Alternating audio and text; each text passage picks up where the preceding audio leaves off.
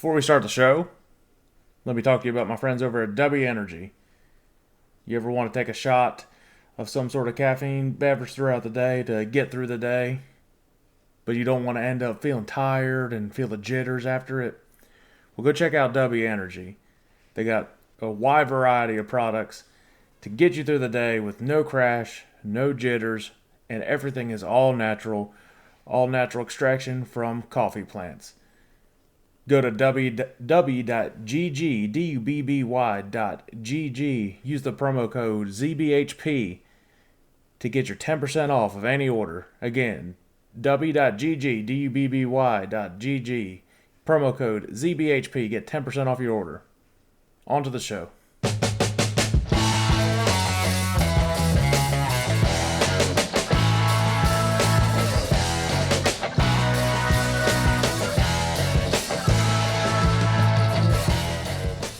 Welcome in, everybody, to another episode of ZB's Horsepower Talk. As always, I'm ZB, Zack Brown. A lot of action in Atlanta this weekend in NASCAR. Tons of cautions, tons of wrecks in two of the series. Cup Series brings in on pretty decent showing.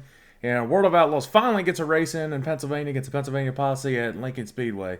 And looking ahead at more racing action this coming week. Let's go. Well, like we always do, we're going to start off recap, reaction to the NASCAR races that happened this past weekend. This weekend being down in Atlanta, triple header, Truck Series, Xfinity, and the Cup. We'll talk about the truck, go to Xfinity, then we'll end with Cup. Still undefeated by pretty much on picking people to win. When I mean undefeated by not winning anything. With that, apologize to all the picks that I have jinxed so far. In the Truck Series and the Xfinity, both had record number of cautions. They were really unwatchable races. Just crashes after crashes. And you could tell these drivers are very young and they need the practice, and they never had any practice planned. I know it rained out everything and for trucks and Xfinity qualifying, and they weren't even able to get on the track, but NASCAR's got to figure out a way to get these young drivers a chance to get some sort of, whether it's just some sort of hot laps to start off before the race and just get something figured out. Cup Series, I can understand they're supposed to be the best of the best, but these are young kids in the trucks and Xfinity that need as much wheel time as they possibly can, and to understand what the track is doing and everything like that. And it showed that they didn't have any type of practices and anything. Fox has that new graphic on their broadcast showing how many yellows and how long of a green flag run it has, and it separates it for 3 stages. Well, it looked like a yellow highlighter was going on the Xfinity and the truck races. Finally, when they got to decent green flag racing for the Truck Series, obviously outside the all weekend was the line you wanted to be in. It stayed well organized in the truck race. Of course, Matt Crafton, who I picked, spun. It's a shocker. Sorry.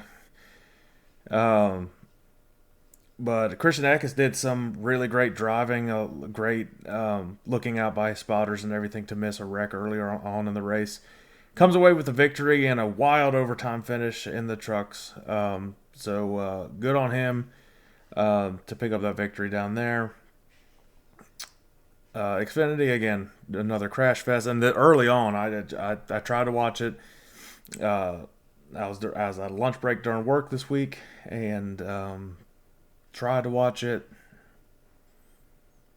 I think I made it into 15 laps, and there were 4 cautions already or something ridiculous like that. It was just started off unwatchable. The drivers were trying to be too aggressive way too early. They had no time behind the wheel. Didn't really know how the car was going to handle the cold weather conditions down in Atlanta. It was just terrible racing. And what they did to Atlanta is sad. If they wanted to reconfigure, they should have went back to where it didn't have the dog leg in the middle. He made it like old Atlanta. I know Dale Jr.'s been a big advocate for that, to make it back that way, but now they've changed it with this configuration. You're just going to have to live with it. You're going to have to suck it up and figure out, make stuff work. That's just how it's going to be.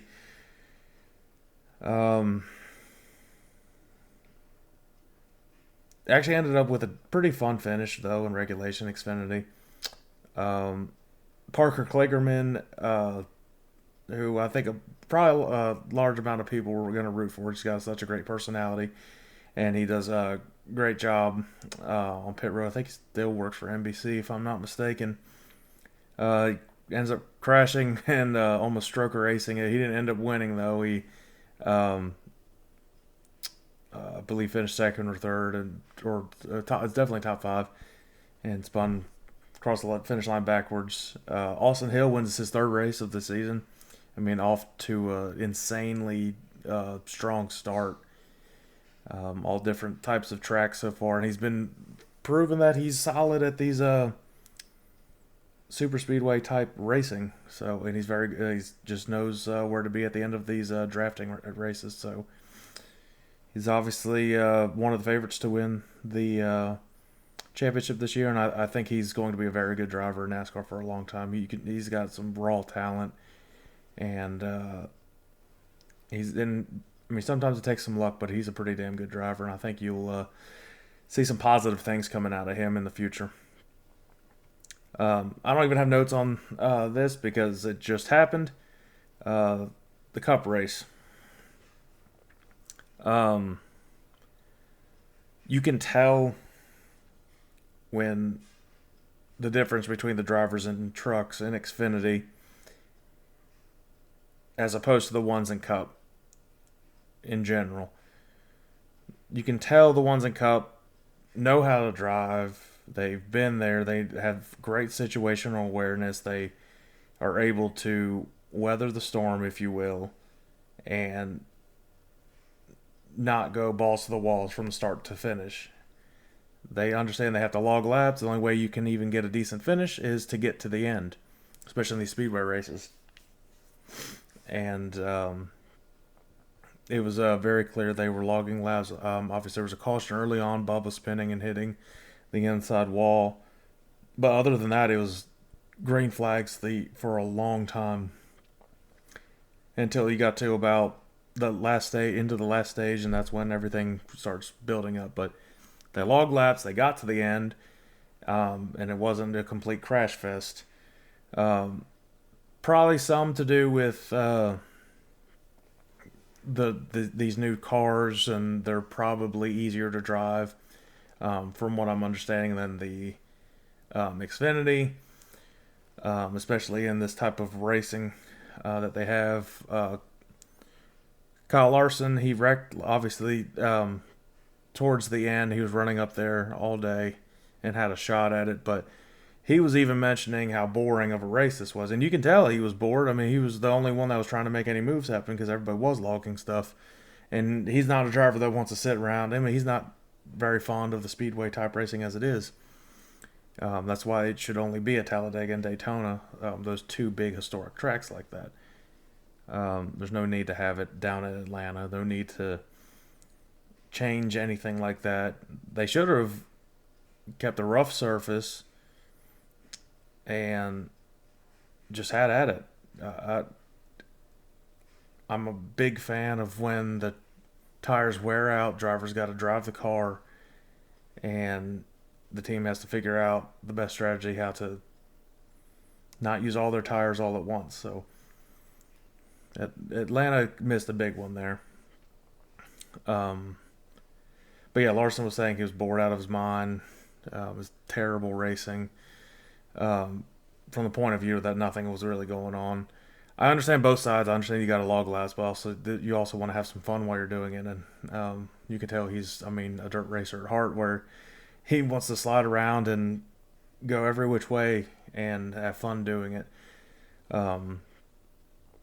But I actually had a shot in this with my pick. I picked Keselowski because he is a very good speedway racer. He knows how to draft. He knows how to put himself in positions to win these races. I was damn close. Come to even the white flag. He didn't wreck though. That's a good thing.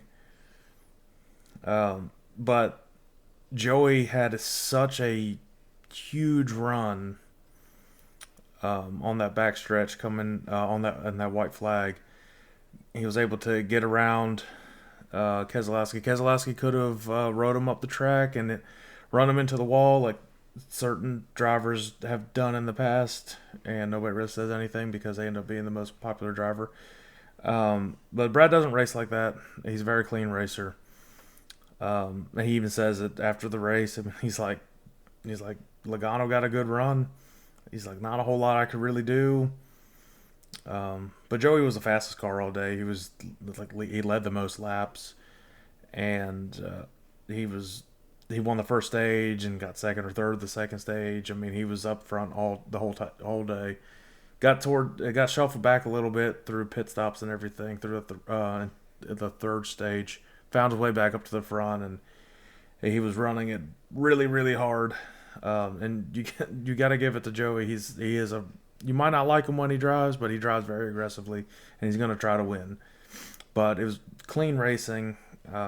Joey didn't take Brad out. Brad didn't try to spin Joey out. Nothing like that.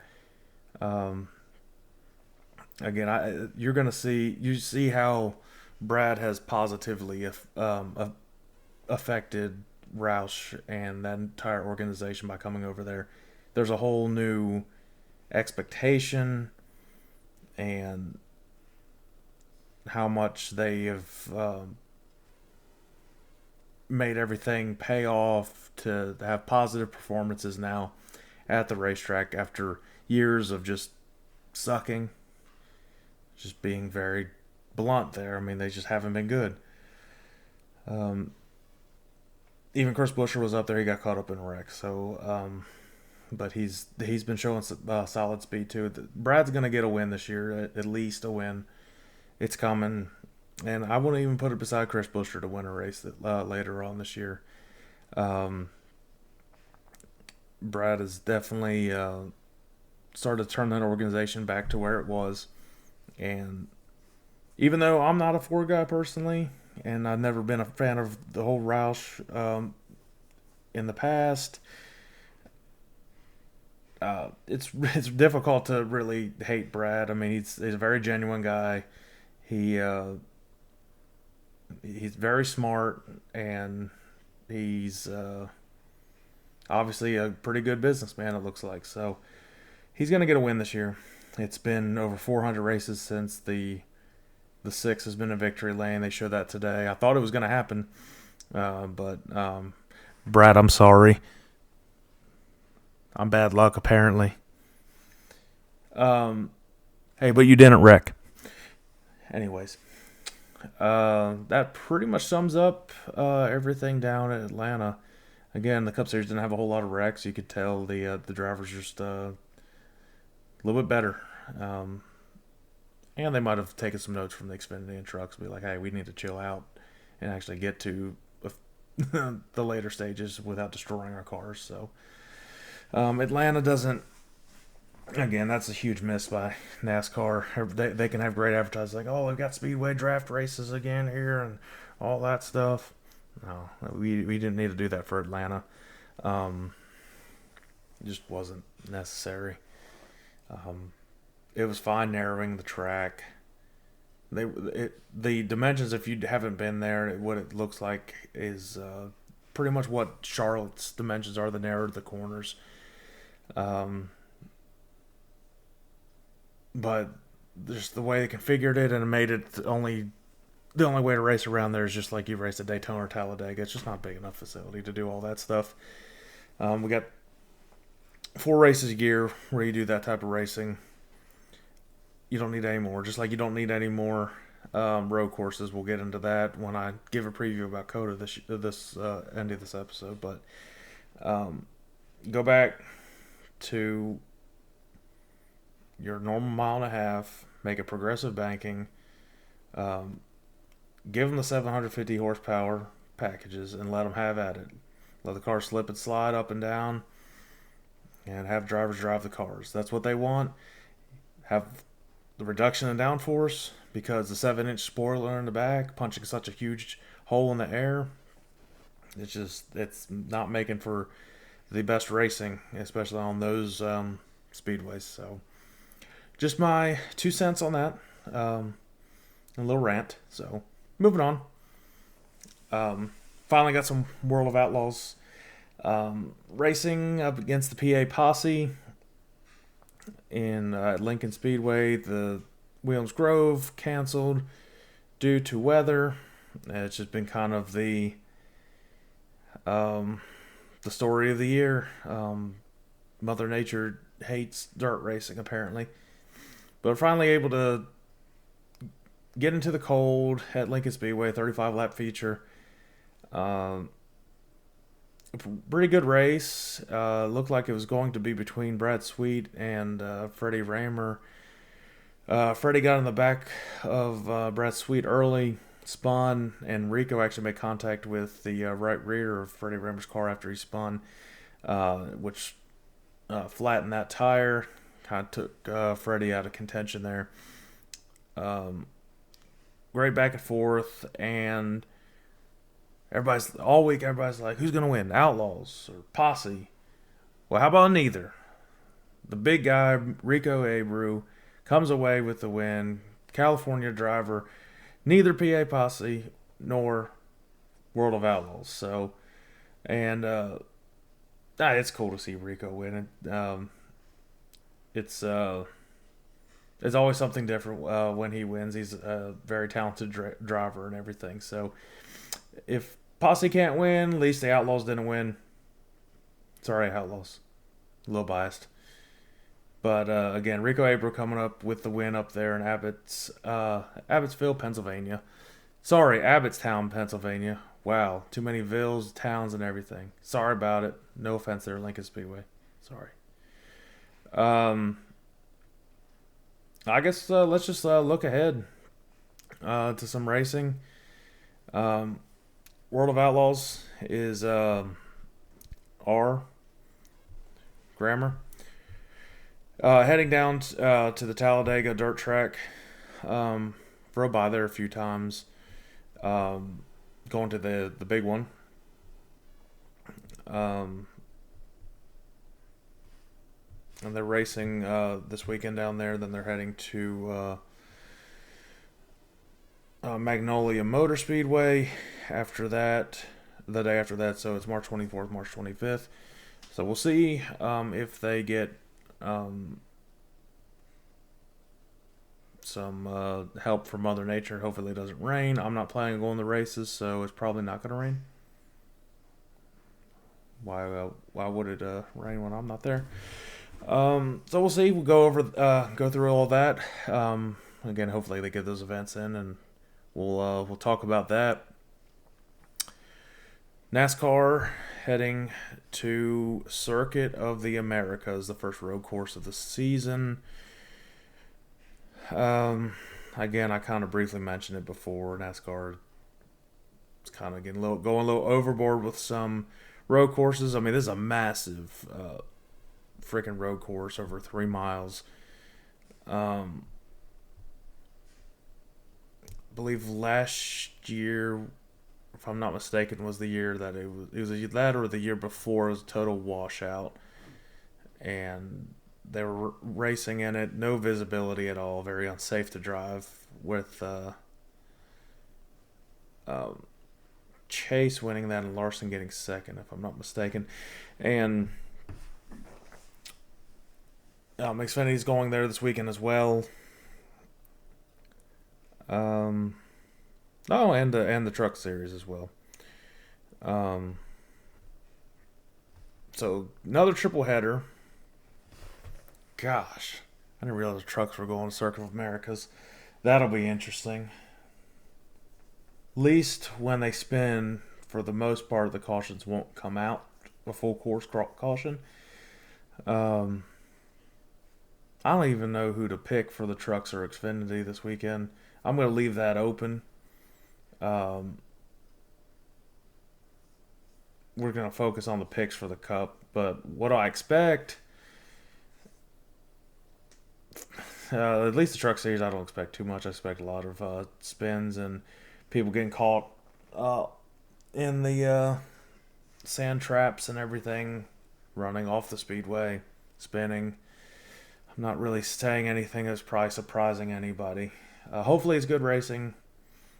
At least this is a pretty fun road course for NASCAR to go to, but we don't need to have, what is it, 6 or more road courses now on the schedule. It's getting a little ridiculous. We don't need this much. You can keep this one, but get rid of the Chicago Street course. Is stupid to have, and other stuff. But I mean, it's gonna, whatever brings in money, they're gonna keep doing it. Let's just focus on the Cup Series. The entry list hasn't even been sent out either, so I'm not sure if Xfinity, if Allmendinger's running. If Allmendinger's running Xfinity, I'm going to go on a whole limb there and say he wins that, which kind of prefaces my pick for the Cup Series. Again, AJ, if you end up wrecking the Cup Series, it's not my fault. I'm very, very sorry. But yeah, I'm picking AJ Allmendinger to win that. Shocker. Just as talented as he is on these tracks and everything. Well, maybe it was a COTA last year that Chastain ended up winning and spinning out Allmendinger. Can't remember. Everything kind of seems to compile all at the same time. But either way, I think Allmendinger's going to have a solid showing down here. I was almost right finally this weekend. Keselowski at least broke the streak of my picks wrecking. So, good on you, Brad. Appreciate it. And AJ, good luck to you this weekend at Circuit of Americas. And I think that's pretty much it. We've got a big episode this week. I'm going to just announce it now. Tune in. We've got a member from the PR team at Port Royal Speedway coming on the show. That interview will be released on Friday. Be sure to tune in. A lot of interesting things were talked about in that. And it was a lot of fun. And to kind of get a little behind the scenes view of how speedway operations worked for that specific speedway, and just kind of in general in that central Pennsylvania dirt racing community. It's pretty cool to see. So tune into that on this coming Friday, and we'll get back at it, recapping some road course action this weekend. And yeah, we'll go from there. See you guys.